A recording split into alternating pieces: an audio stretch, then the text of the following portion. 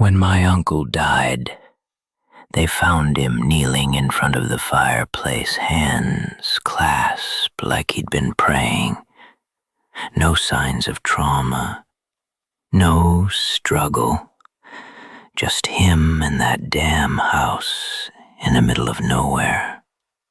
His will passed it on to me, along with a key and a warning scribbled on the envelope.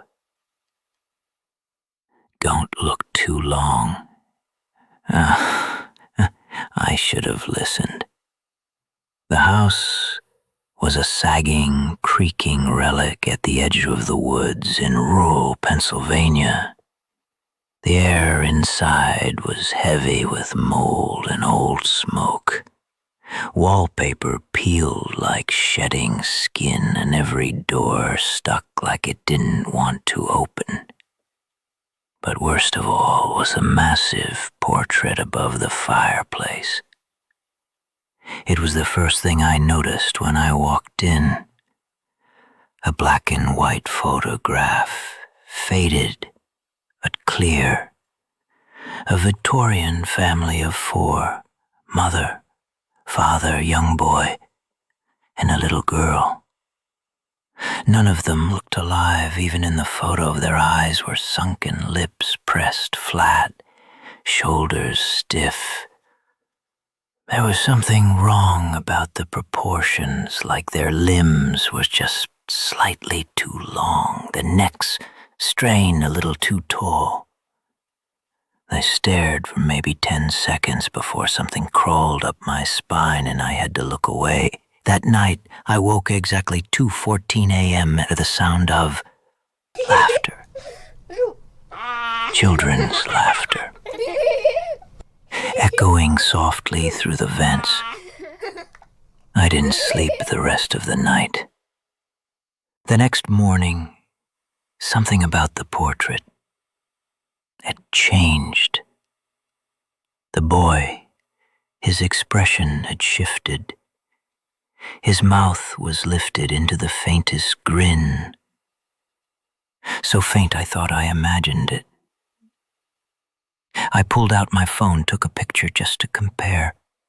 But when I looked at the screen, he wasn't smiling in that photo at all.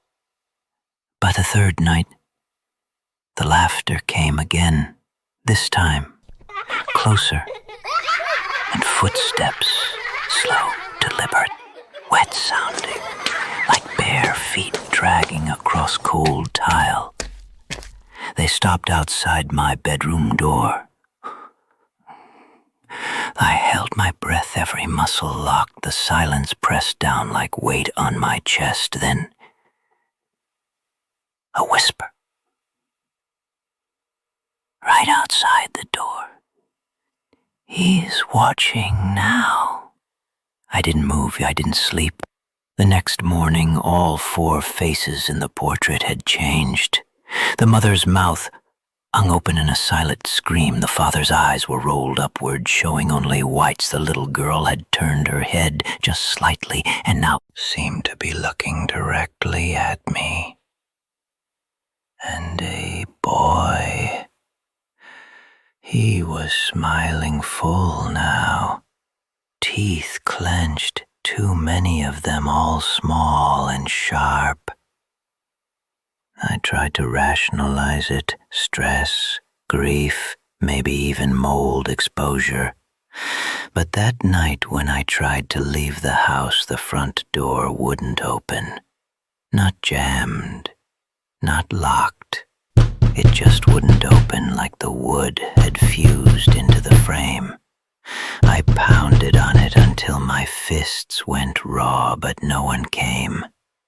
There was no phone signal, no internet, just me and that thing watching me from over the fireplace. I tore it off the wall. I wrapped it in a blanket and shoved it into the old wood-burning stove. As the fire roared, I watched their faces bubble and warp. But then, just before it blackened, the image flickered. They moved. I screamed and slammed the stove shut. The next morning, the stove was cold, empty. The portrait was back on the wall. Now, there was a fifth figure in the photograph, a tall shape in the back, blurred and pale, its face featureless except for a vertical slit where the mouth should be. Its hands were draped on the shoulders of the children, and the boy, he looked ecstatic, eyes wide, mouth stretched into a manic grin that split his face in half. That day, I found a second envelope tucked inside an old floorboard. Same handwriting, same black ink. It doesn't like to be seen, but once you see it, it sees you too. That night, I tried to stay awake. At 2:14 a.m., I heard the fireplace crackle to life, but I hadn't lit it. From upstairs, I watched shadows dance across the living room walls, and then the smell hit me. Burnt hair, sour breath, old teeth. I crept down the stairs. The portrait glowed in the firelight. The family was closer now, their bodies angled slightly forward, as if leaning out. And the fifth figure was gone. But I knew exactly where it was. I could feel its breath on the back of my neck. I turned. Nothing. That was my last night in the house. I broke the window, sliced my arm on the way out, ran barefoot into the woods until I found a road.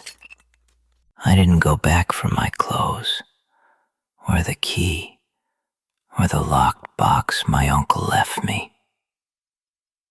But the worst part, it's been 2 weeks since I left.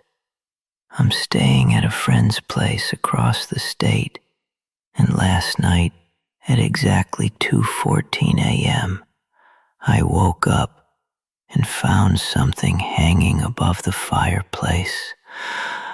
A black and white portrait of 5 people, and the one in the back has started to smile. Thanks for watching and making it all the way to the end. If it gave you chills, press that like button. It lets me know you're still out there. Subscribe if you dare, and ring the bell so you'll hear it before the next nightmare begins.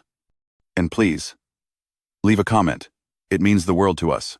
Until then, sleep tight.